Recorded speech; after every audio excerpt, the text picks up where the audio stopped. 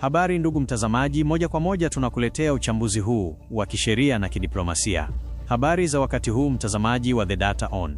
Leo tunazama kwenye mchakato wa kisheria kufuatia mauaji ya watoto 165 nchini Iran na hatua ya mashirika ya kimataifa kutaka haki itendeke kupitia mahakama za juu duniani.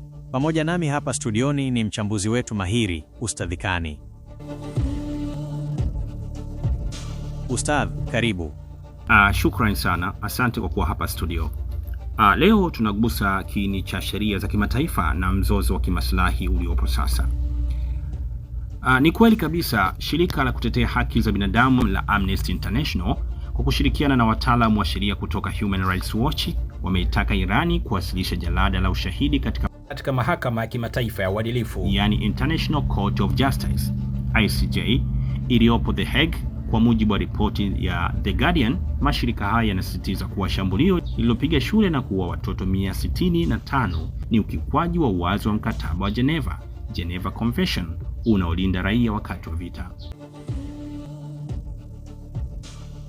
Hapa kuna hoja ya kisheria. Irani inatumia kifungu cha 51 article 51 cha Umoja wa Mataifa kujilinda, lakini mashirika haya yanaitaka iende mbali zaidi kwenye mahakama.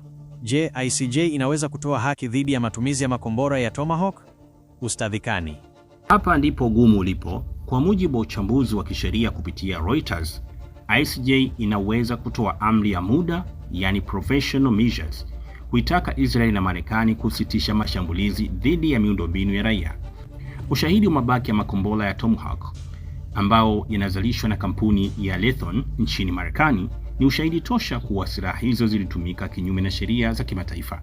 Shirika la Amnesty International limeonya kuwa ukimya wa Umoja wa Mataifa unazidi kuifanya dunia iwe mahala pasipo na sheria, ambapo mwenye nguvu anaweza kuua watoto na asiadhibiwe. Lakini Ustadh Kani, Donald Trump anadai Iran imejipiga yenyewe. Je, ushauri wa haya mashirika unaweza kupangua kauli hiyo mbele ya majaji wa kimataifa? Ushahidi wa kisayansi hauna siasa. Huo ndo ukweli.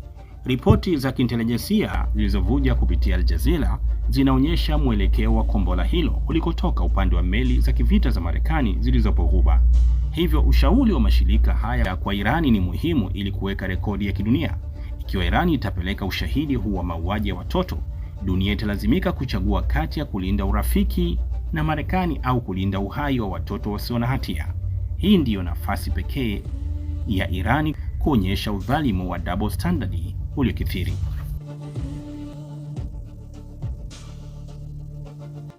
Uchambuzi wa Ustadh Kani unatupa mwanga kuwa ingawa mtego wa kisiasa ni mzito, sheria bado ni kimbilio la mwisho.